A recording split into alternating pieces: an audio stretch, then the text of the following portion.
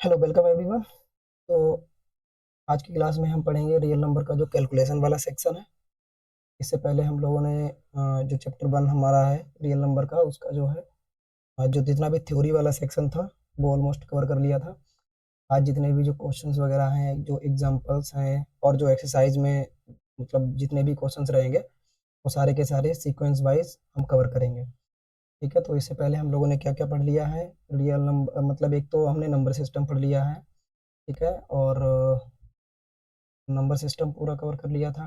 ठीक है, और इसमें जितनी भी बेसिक चीज़ें आती हैं वो कवर कर ली थी, यानी कि जिस जिस चीज़ की नीड पड़ेगी हमें। कुछ फॉर्मूले भी देख लिए थे। और चलिए तो शुरू करते हैं आज का सेशन। ठीक है, तो ये रहेगा आपका क्वेश्चन नंबर 1। लिखा है use Euclid division algorithm to find the HCF. ठीक है, मैंने ये हैंड रिटन सॉल्यूशन इसलिए ऐड किया है ताकि मैं लिखने में अपना जो है मतलब आपका ज़्यादा टाइम वेस्ट ना हो लिखने में। ऑलमोस्ट लिखना मुझे यही सब है, तो इसलिए मैं इस चीज़ को एक्सप्लेन करने में ज़्यादा टाइम दूंगा जिससे कि आपको चीज़ें अच्छे से समझ में आ जाए। तो लिखा है 135 एंड 225 का। पहले तो मैंने आपको बताया था कि जो यूक्लिड एल्गोरिथम है वो काम कैसे करती है। मतलब ऐसे समझिए कि कोई चीज़ इस फॉर्मेट में लिखी हुई है, जैसे कि ये कोई मेरा नंबर है, ये कोई नंबर है मेरा। ठीक है, और इसको मुझे डिवाइड देना है बी से। तो जो मेरा क्वोशेंट आएगा वो क्यू होता है, और जो भी मेरा यहाँ आफ्टर कैलकुलेशन यहाँ पे रिमाइंडर जो बचता है आर। तो इसके लिए हम अपनी जो है यूक्लिड एल्गोरिथम लिखते हैं, वो लिखते हैं ए इक्वल टू, यानी ये नंबर अगर मुझे लाना है तो मुझे इन दोनों नंबर का मल्टीप्लाई करना है। ठीक है, और इसको ऐड करना है। ठीक है, तो ये हो जाएगा मेरा वी क्यू प्लस आर। और ये चीज़ ध्यान रखना हमेशा कि जिस चीज़ से आप डिवाइड करते हो, यानी कि जो आपका यहाँ पर जो बी है वो इस रिमाइंडर आर से जो है हमेशा ही बड़ा रहेगा, यानी कि v always is greater than r. तो इतनी सी आपकी ये यूक्लिड एल्गोरिथम है। तो ये सब चीज़ें आपको ध्यान रखनी है। अब मैं एक्सप्लेन करता हूँ इसे। देखिए, सबसे पहले हमें ये डिसाइड करना पड़ेगा कि इन दो नंबर्स में से कौन सा ग्रेटर है और कौन सा स्मॉलर है। ठीक है, तो ये चीज़ हमें देखनी पड़ेगी। मतलब यही स्टेप आपकी हर एक क्वेश्चन में फॉलो करनी है। या हर एक क्वेश्चन के लिए अलग अलग मेथड अपनाओगे तो हो सकता है एक में याद रहे दूसरे में भूल जाओ, तो वो एक थोड़ा सा कॉम्प्लेक्स सिचुएशन जो है जनरेट हो जाएगी। उससे अच्छा ये है कि आप किसी एक पैटर्न को पकड़िए और उसी पैटर्न के अकॉर्डिंग हर एक क्वेश्चन को सॉल्व कीजिए। जैसे 135 एंड 225 का मुझे एचसीएफ निकालना है बाय यूजिंग द एल्गोरिथम। कौन सा? Euclid division algorithm. ठीक है, जो कि मैंने अभी आपको बताया। तो यहाँ पर आप देखेंगे कि जो 225 है वो ग्रेटर है 135 से। ठीक है, अभी मैं क्वेश्चन 1 की बात कर रहा हूँ। ठीक है, हाँ, तो यहाँ पे जो फर्स्ट क्वेश्चन है उसकी बात कर रहा हूँ।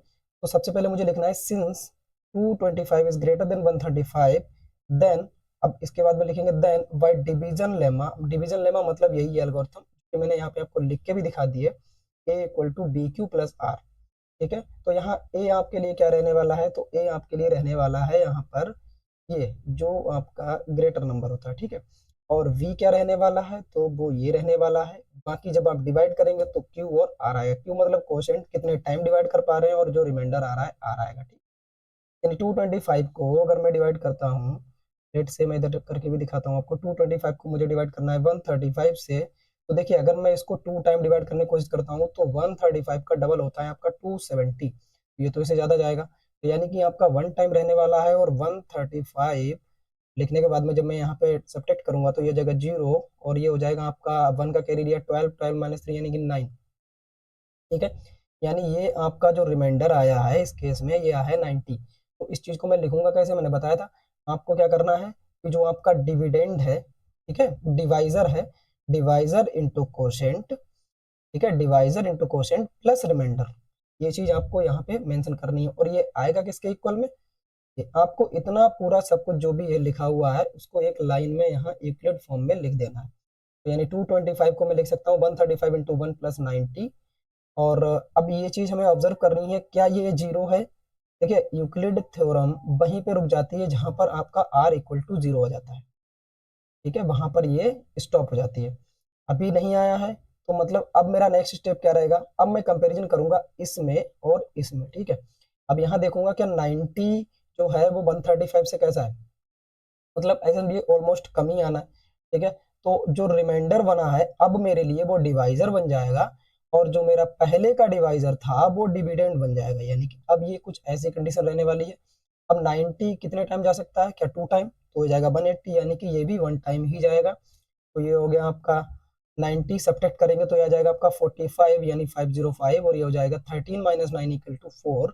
तो ये आने वाला है आपका 45, यानी नेक्स्ट रिमाइंडर जो आपका आया है वो 45 आया, ठीक है।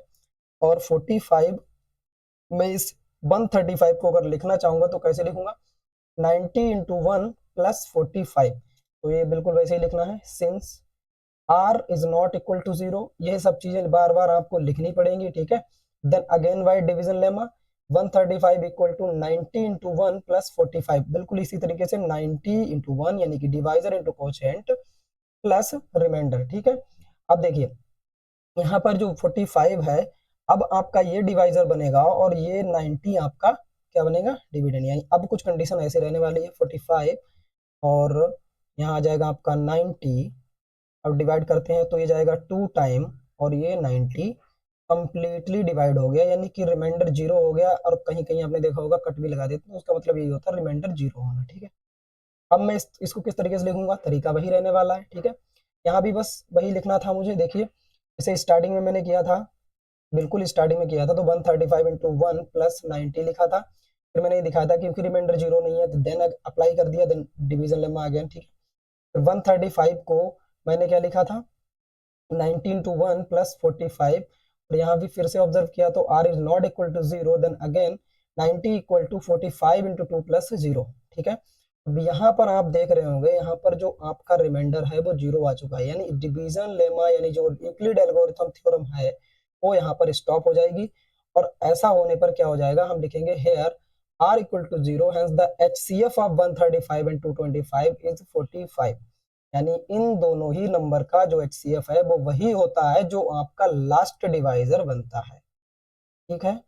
अगर मैं इस पूरे को एक ही लाइन में सॉल्व करना चाहूँ, मतलब ये स्टेप ना लिखना पड़े, हालांकि ये आपको लिखनी है, अगर नहीं लिखना चाहते हैं तो इसको आप एक लाइन में बोलेंगे तो कुछ इस टाइप से बोलेंगे, मैं भी बता दिखा रहा हूँ आपको, एक सेकेंड, चलिए देखिए, बिल्कुल स्टार्टिंग से कर रहा हूँ इसे। ये है आपका 135, 135 को आप 135 से आप 225 को डिवाइड कर रहे हैं, तो ये जाएगा आपका 1 टाइम, और ये हो जाएगा 135, और रिमाइंडर आपका आने वाला है यहाँ पर 90, ठीक है। अब 90 से मैं फिर से डिवाइड करूंगा इसको 135 को, और ये फिर मेरा आने वाला है कोसेंट 1 और 90, और ये आने वाला है आपका 45, ठीक है। अब फिर 45 से मैं 90 को डिवाइड करूंगा तो ये जाएगा 2 टाइम, और ये 90 यानी कि 45 का डबल होता है आपका 90, यानी रिमाइंडर हो गया जीरो। तो यहाँ रिमाइंडर जीरो होने का मतलब है डिवीजन लेमा यहाँ पे आपको रुक जाएगा, और जो आपका लास्ट डिवाइजर था, ठीक है, वो बन गया आपका HCF। एक्चुअल में इतना ही होता है, बस बार बार हमें ये चीज़ें लिखनी पड़ती हैं कि यार आपका जीरो नहीं आया, फिर से दिखाना पड़ा। एक पहली स्टेप में हमें यही लिखना पड़ा कि कौन सा बड़ा है, मतलब what is greater then smaller, ठीक है।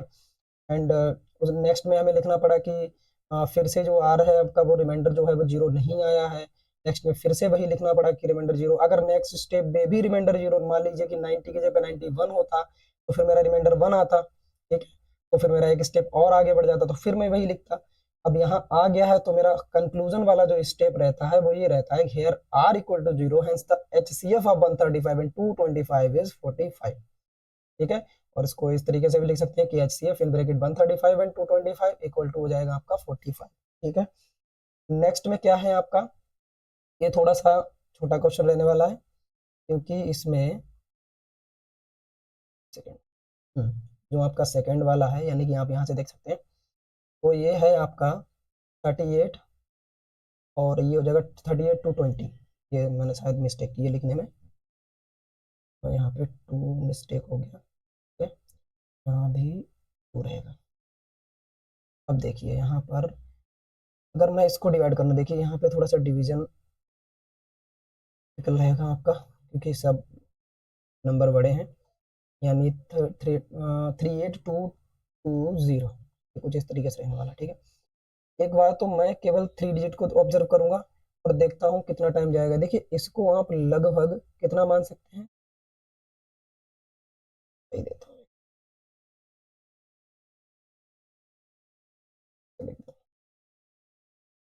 फिर से लिख देता हूँ मैं 196। ठीक है, यहाँ पे इसको 200 के समथिंग मान सकते हैं। अगर मैं 200 का डबल करूंगा तो ये आपका लगभग जो है 400 के समथिंग जाएगा।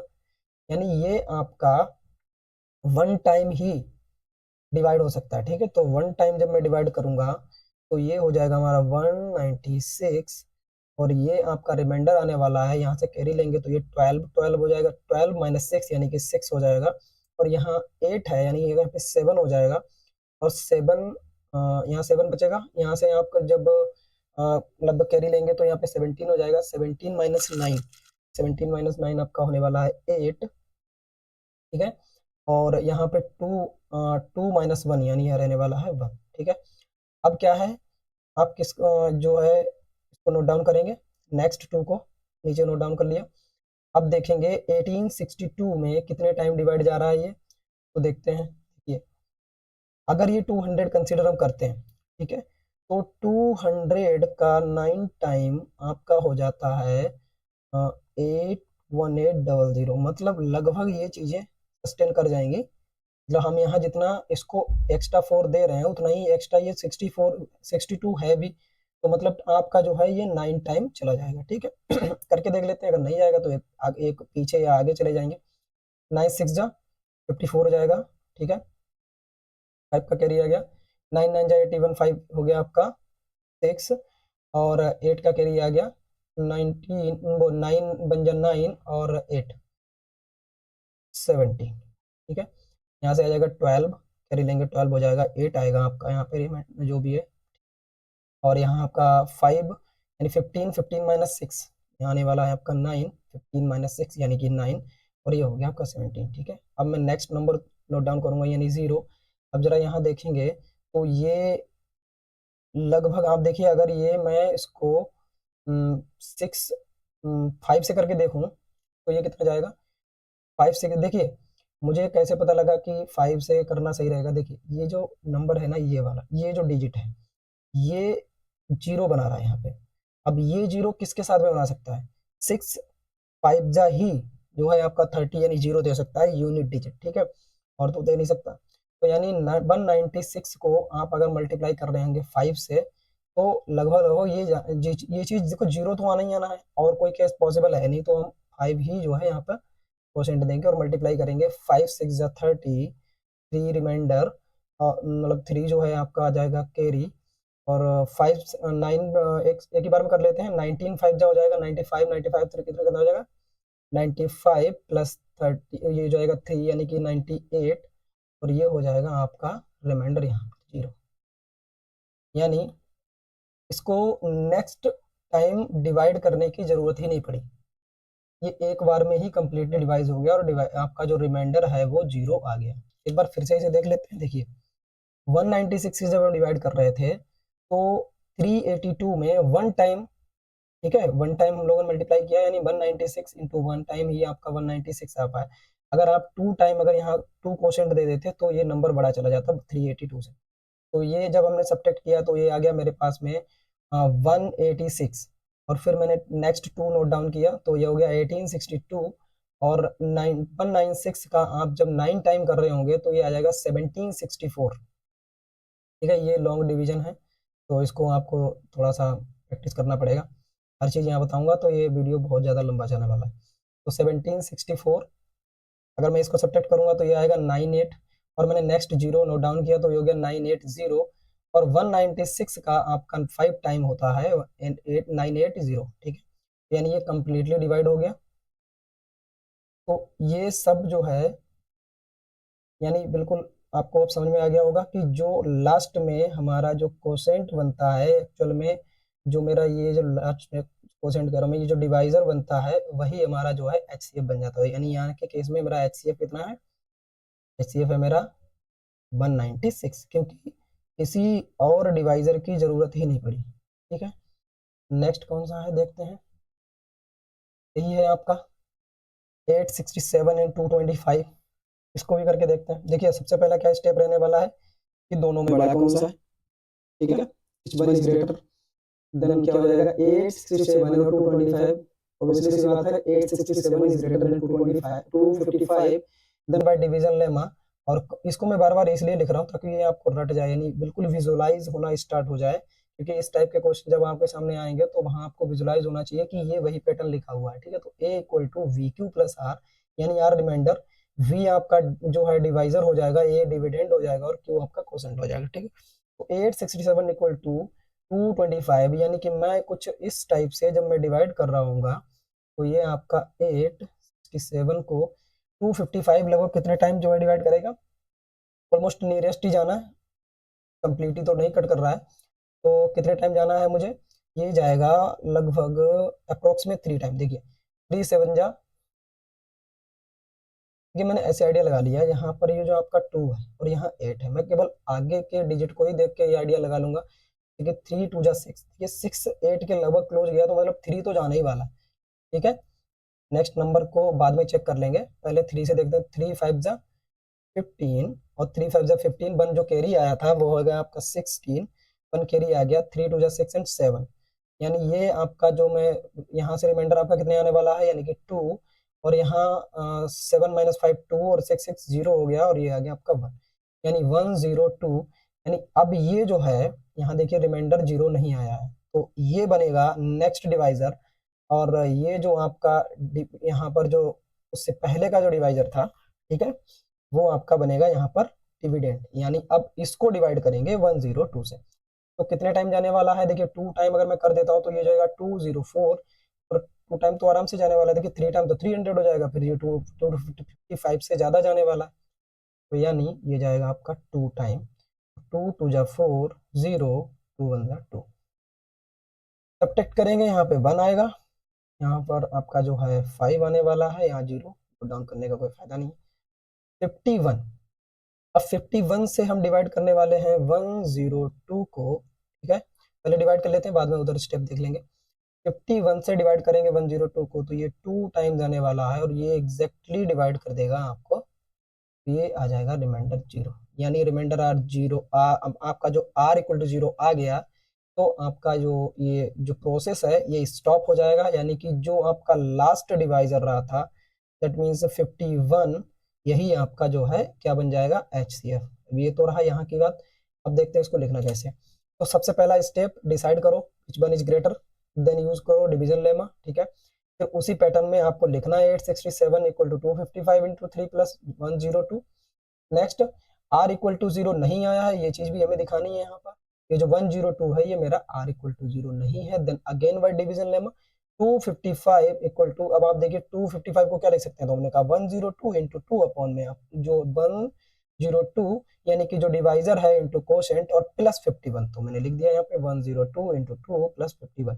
अब ये जो 51 आया है ये मेरा 102 को नेक्स्ट डिवाइड करेगा, तो रिमाइंडर कितना आने वाला है 0, तो मैं बिल्कुल वैसे ही लिख दूंगा, ठीक है। तो 102, अब यहाँ ये चीज बार बार आपको दिखानी पड़ेगी, since r is not equal to 0 then again r, यानी आपका ये जो आप लिखेंगे नेक्स्ट में, तो ये हो जाएगा आपका 102 इक्वल टू 51 इंटू 2। अब क्योंकि यहाँ पर ये एग्जैक्टली डिवाइड हो गया था तो रिमाइंडर 0, ठीक है, तो 0 रिमाइंडर आने का मतलब है जो आपका लास्ट डिवाइजर था दैट मीन्स 51, तो यही आपका क्या बन गया, HCF बन गया, ठीक है। तो आई होप ये सब क्वेश्चन आपको समझ में आ रहे होंगे प्रॉपर। तो नेक्स्ट देखते हैं कौन सा है टाइप। हाँ, ये क्वेश्चन थोड़े से इंपॉर्टेंट हो जाते हैं क्योंकि इसमें कुछ चीजें पीछे से भी यूज हो रही हैं, ठीक है। तो देखते हैं पहले इसे, सबसे ज्यादा जरूरी है हाँ यहाँ पर आपको ये समझ में आना कि डिवीजन लेमा का पैटर्न क्या होता है, जो कि मैंने पहले बता दिया है, मैं इसीलिए बार बार इसको लिख रहा हूँ। ये क्या ये पैटर्न बिल्कुल वैसा ही लग रहा है, देखिए। और दूसरी चीज ये है कि देखिए अगर मैं 5 से किसी भी नंबर को, लेट से n है, ठीक है, डिवाइड कर रहा हूँ, तो आप ये समझ लीजिए कि यहाँ जो भी रिमाइंडर आएंगे, जो भी रिमाइंडर आएगा, r की कितनी वैल्यू पॉसिबल है, तो हमने कहा देखिए 5 से तो कम ही रहना है, तो यानी r आपका 4 हो सकता है, 3 हो सकता है, 2 हो सकता है, 1 हो सकता है और 0 भी हो सकता है, क्योंकि 0 पे ये एग्जैक्टली डिवाइड होगा तो है तो एक तरीके से रिमाइंडर ही।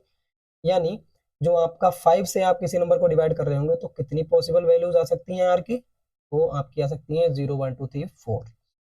यानी ये भी हमें पता है कि ये चीज हमेशा इससे बड़ी ही रहने वाली है, ये चीजें याद रखनी है। ठीक है, फिर नेक्स्ट इसने खुद भी बोल दिया है कि जो आपका क्यू है इसके साथ में इसने लिख रखा है, ठीक है, वो आपका क्या है, एक इंटीजर है, मतलब आप यहाँ पे फ्रैक्शन नहीं ले सकते। तो मतलब आप अगर यहाँ पे देखिए 1 पुट कर दें, अगर क्यू की वैल्यू 1 पुट कर दें तो 6 इंटू 1 प्लस 1 यानी ये हो जाएगा आपका 7। ठीक है, एक्चुअल में ये देखने में ही लग रहा है, यानी इन्होंने ये बोला है कि प्रूफ करना है आपको कि ये ऑड इंटीजर होगा। एक्चुअल में अगर हम यहाँ पुट करके देखते हैं तो ये सब ऑड आएंगे, देखिए 6 बन जाए 6, ठीक है, और प्लस 1 7 आ गया, 6 2 जा, यहाँ पे भी 1 अगर पुट करते हैं तो 6 बन जाए 6 प्लस 3 यानी 9, ये भी ऑड है। 6 बन जाए 6 प्लस 5 यानी 11, ये भी ऑड है। तो मतलब है तो ऑड, बट हमको प्रूफ करना है कैसे, वो जो अभी हम थ्योरम उससे पढ़ के आए हैं उससे। ठीक है, तो हमने लिखा by Euclid algorithm a equal to B Q plus r. तो हमने ये देखा कि अगर हम यहाँ पर देखिए ए को मैंने बस इनको नंबर को मान लिया है, ठीक है, इन्होंने ऐसे कॉमा कॉमा करके लगा के दिया है तो मैंने मान लिया कि ये एक ही नंबर को तो लिखने के तरीके हैं।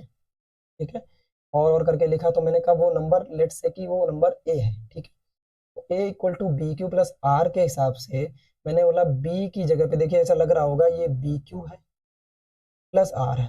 ठीक है, यानी मैं बी की जगह पे अगर मैं 6 पुट करता हूँ तो ये हो जाएगा मेरा 6 क्यू, तो यानी वही चीज मैंने यहाँ पर, लेकिन फिर मैंने लिखा v इक्वल टू 6 अगर मैं ले रहा हूँ तो मेरे रिमाइंडर कितने पॉसिबल है, जैसे कि यहाँ मैंने 5 लिया था तो रिमाइंडर कितने पॉसिबल होते हैं, अगर मैं यहाँ पे 6 ले रहा हूँ तो रिमाइंडर की वैल्यू कहाँ तक पॉसिबल हो जाएगी, 5 तक हो जाएगी, और मैं 7 ले लूंगा तो 6 तक पॉसिबल हो जाएगी। ठीक है, देन पॉसिबल वैल्यू ऑफ, ये चीज इसमें आती है, ये थ्योरम में ही है कि क्यू, मतलब ये जो क्वेश्चन में ही है, क्यू जो है आपका क्या है कि इंटीजर वैल्यू है। ठीक है, इंटीजर मतलब आप डेसिमल नहीं ले सकते, आप फ्रैक्शन नहीं ले सकते। Then possible value of r equal to क्या क्या हो जाएंगी भाई, 6 से एक कम जाइए यहाँ 5, यानी 0 से लेकर 5 तक आपकी जितनी भी वैल्यूज होंगी वो सब पॉसिबल है। ठीक है, और ये भी चीज क्लियर कर रखी है कि v is greater than r है। लिखा then a equal to 6 q plus 0, देखिए अब इस पैटर्न में आप b की जगह पे 6 रख रहे हो, r की जगह पे 0 रख रहे हो, फिर एक बार b की जगह पे तो 6 ही रहना, r की जगह पे एक बार 0 रख रहे हो, एक बार 1 रख रहे हो, एक बार 2 रख रहे हो, एक बार 3 रख रहे हो, एक बार 4 रख रहे हो, एक बार 5 रख रहे हो। तो ये सब चीजें आप जब पुट कर रहे होंगे तो कुछ नंबर, मतलब एक ही नंबर को लिखने के इतने सारे तरीके आ जाएंगे। ठीक है, तो ये हो जाएगा a equal to 6 q plus 0, या a equal to 6 q plus 1, a equal to 6 q plus 2, a equal to 6 q plus 3, a equal to 6 q plus 4, a equal to 6 q plus 5। अब देखिए कुछ तो ऑब्जर्वेशन से ही आपको पता लग जाएगा कि इसमें इवन वो हो ही नहीं सकते। जैसे अगर मैं इसको देखना चाहूँ, देखिए यहाँ से क्या 2 कॉमन आ रहा है, अगर कोई नंबर ऑल ओवर से कॉमन में आ रहा है, ठीक है, जैसे मैं अगर पूछूं कि 4 प्लस 2 क्या इवन नंबर है, तो इसे जोड़ के देखने की जरूरत नहीं है, आप ये देखिए क्या यहाँ से आप 2 कॉमन ले सकते हैं, तो अगर मैं 2 कॉमन लेता हूँ तो यहाँ से भी आना चाहिए, यहाँ से भी आना चाहिए, 2 2 जा 4 प्लस, ठीक है, तो यानी ये 2 अगर कॉमन आ गया इसका मतलब देखिए जिस नंबर का भी अगर 2 कोई फैक्टर है, ठीक है, तो इसका मतलब वो जो नंबर है आपका वो कैसा रहने वाला है, इवन रहने वाला। तो यानी इसको ऑब्जर्व करें हम, तो जो 6 क्यूब है आपका सॉरी, जो 6 क्यूब है वो आपका क्या रहने वाला है, इवन रहने वाला है, क्योंकि यहाँ से 2 कॉमन आ रहा है। यहाँ यहाँ से अगर आप कॉमन लेंगे तो ये आ जाएगा 2 इन ब्रैकेट 6 3 क्यूब प्लस 1, यहाँ से कॉमन नहीं आएगा क्योंकि यहाँ 3 है, यहाँ से कॉमन आ जाएगा 2 ब्रैकेट में आ जाएगा आपका 3 क्यूब प्लस 2। ठीक है, तो इन सब चीजों को देखते हुए इन 3 नंबर्स को तो मैंने ऐसे ही बता दिया कि ये मेरे कैसे रहने वाले हैं, इवन नंबर रहने वाले हैं, लेकिन इन 3 को मैं कैसे बताऊंगा, इसके लिए मुझे प्रॉपर एक पैटर्न बनाना पड़ेगा। देखिए इवन नंबर का पैटर्न आपको पता होना चाहिए, अगर आप इवन नंबर का पैटर्न पता है तो कुछ इस टाइप का होता है, 2k टाइप का, यानी अब आप k की वैल्यू आप कुछ भी रख लीजिए, k की वैल्यू आप 1 2 3 4, ठीक है, कितनी भी रख लीजिए ये वैल्यू इवन ही आएगी, चाहे आप रख लीजिए 2 आ जाएगा, ये रखेंगे तो 4 आ जाएगा, ये रखेंगे तो 6 आ जाएगा, मतलब इवन ही रहने वाली। ऑड के केस में क्या होता है, अगर ऑड पैटर्न आप चेक करना चाहेंगे तो बस आप इसमें एक ऐड कर दिए, मतलब इवन में ही एक ऐड कर देंगे, ऑड आ जाएगा। जैसे 2 में +1 तो 3 हो गया, ठीक है, 4 में +1 तो 5 हो गया, ऑड आने का। तो यानी ये पैटर्न क्या फॉलो हो रहा है, अगर ये पैटर्न हम बना पा रहे हैं तो हम उस नंबर को आराम से जो है ऑड नंबर जो है बोल सकते हैं। तो कैसे करेंगे, देखिए मैंने तीनों नंबर को अलग अलग लिया, इन तीनों देखा। नाउ लेट चेक, मतलब यहाँ मैंने लिख भी दिया है कि we can observe that a equal to 6q और a equal to 6q plus 2 और a equal to 6q plus 4 all are even numbers because of divisible by 2, ठीक है। Now let check remaining. अब रिमेनिंग कौन से बचे हैं भाई, सिक्स पॉसिबिलिटीज आई थी, देखिए 1 2 3 4 5 6, और यहाँ अभी मुझे 3 को तो मैंने ऐसे ही बता दिया, जो 3 पॉसिबिलिटीज थी, 3 नंबर्स को तो मैंने ऐसे ही बता दिया, और इन 3 को मुझे चेक करना है। तो now let check remaining, a equal to 6q plus 1 और a equal to 6q plus 3, a equal to 6q 5। तो 6q प्लस 1, और मैंने ये एक मतलब वर्टिकली जो है लाइन डालनी है जिससे कि ये सेपरेट रहें। और करके लिखने से थोड़ा सा कंफ्यूजन क्रिएट होती है, बार बार और लिख रहे हैं तो कहीं कहीं ये दिक्कत हो जाती है। कुछ बच्चे वेरिएबल के फॉर्म में और को समझते हैं और वो वहाँ और कुछ ऐसे लिखा होता है तो उसको वहाँ कंफ्यूजन जनरेट कर देता है। तो इसलिए मैंने लेटर भी थोड़े से चेंज किए हैं, और जो यहाँ पे है वर्टिकल लाइन का यूज किया है ताकि आप एक एक करके जो है दोनों को सबको एक्सप्लेन कर सकें। तो मैं पहला लेटर ले रहा हूँ, ए इक्वल टू, पहला जो नंबर यहाँ है ए इक्वल टू 6q प्लस 1, इसे मुझे चेक करना है। तो यहाँ देखिए क्या मैं इसको 2k प्लस 1 के फॉर्म में लिख सकता हूँ, तो देखिए मैं इसमें 2 अगर कॉमन ले रहा हूँ, 2k प्लस 1 यानी 1 तो मुझे चाहिए चाहिए, यहाँ तो मुझे इसे छेड़ना नहीं है। तो ये 6q जो है उसको मैं लिखूंगा 2 इंटू 3q प्लस 1, तो ये हो जाएगा मेरा। तो यहाँ पे देखिए 3q की जगह पे मैं क्या रख सकता हूँ, मैंने मान लिया, चलो p मान लेता हूँ, ठीक है, p1। तो ये हो गया a equal to 2p1 plus 1, यानी ये जो है आपका पैटर्न कुछ 2k प्लस 1 टाइप का बन गया है, जो कि मैंने ये बताया था ऑड के लिए, ठीक है। नेक्स्ट को भी ऐसे बना पा रहे हैं कि नहीं बना पा रहे हैं, ठीक है। आप चीजों को मॉडिफाई कर सकते हैं अपने अकॉर्डिंग, बस आपको इस पैटर्न को बनाना है, ठीक है। तो 6q प्लस 3 यानी ये हो जाएगा 2 इंटू 3q, 6q को ले आऊंगा 2 इंटू 3q प्लस, और ये 3 को मैंने ब्रेक कर दिया 2 प्लस 1 में, क्यों, क्योंकि मुझे पता था इसके अंदर से मैं 2 निकाल सकता हूँ जो कि मेरा यहाँ कॉमन आने वाला है, ठीक। तो जब मैं यहाँ से कॉमन लूंगा 2 तो ये हो जाएगा 3q प्लस 1 प्लस 1, हो जाएगा a इक्वल टू, अब यहाँ देखिए 3q प्लस 1 की जगह पे मैंने क्या ले लिया है, p2। देखिए मैंने यहाँ p1 लिया, यहाँ p2 ले लिया, यहाँ p3 ले लिया, तो वो कोई दिक्कत नहीं है, कहीं k1 k2 k3 m1 m2 m3 वो ले सकते हैं, कोई दिक्कत नहीं है, ठीक है। ये सब इंटीजर्स ही हैं, क्योंकि यहाँ अगर आप क्यू की कोई भी वैल्यू रख रहे होंगे, जैसे कि उसने बोला है कि इंटीजर है, अगर आप यहाँ क्यू की कोई ना कोई वैल्यू रख रहे होंगे तो ये भी तो एक जो है आपका, ये जो क्यू है यहाँ पे अगर मैं 1 रख दूंगा तो ये भी तो एक नंबर ही है ना, तो उसी नंबर को मैंने कंसिडर कर लिया कि ये मेरा p2 है, p1 है, p3 है, ठीक है। मैंने नीचे लिख भी दिया है। सेम यही केस मुझे इसके साथ करना है, क्या मैं 5 के क्लोज कोई नंबर ऐसा निकाल सकता हूँ जो कि मेरा 2 से डिवाइड हो, मैंने कहा 4 निकाल लेते हैं। तो 6q प्लस 5 को मैंने नीचे लिख लिया 2 इंटू 3q, 6 को लिख दिया, ठीक है। और इसमें से 4 मैंने निकाल लिया प्लस 1 साइड में कर दिया, क्योंकि यही वन मेरा पैटर्न बनाता है, ठीक है। जैसे कि यहाँ देखिए इस वाले वन ने पैटर्न बनाया था, ये वाले। तो यहाँ जब मैं 2 कॉमन लूंगा तो ये हो जाएगा 3q प्लस 2, ठीक है। और इन ब्रैकेट ये हो जाएगा आपका, देखिए ये 3q हो गया, यहाँ से 4 से जो है मेरा 2 आ गया, ठीक है, जब मैंने 2 से यहाँ से कॉमन लिया था, प्लस 1। अब इसकी जगह पे मैंने कोई एक इंटीजर मान लिया, तो यानी ये आपका हो गया p3 इंटीजर मान लिया, तो 2p3 प्लस 1 हो गया, a equal to 2p3 plus 1, where p1 p2 and p3 are integer। we know that 2k plus 1 form represent odd numbers। जो 2k plus 1 जो है वो फॉर्म जो है वो किसको रिप्रेजेंट करता है, ऑड नंबर्स को, यानी 6q plus 1 6q plus 3 and 6q plus 5 all are odd numbers. तो ये हो गया आपका, ठीक है, आपको तो करना था, हो गया।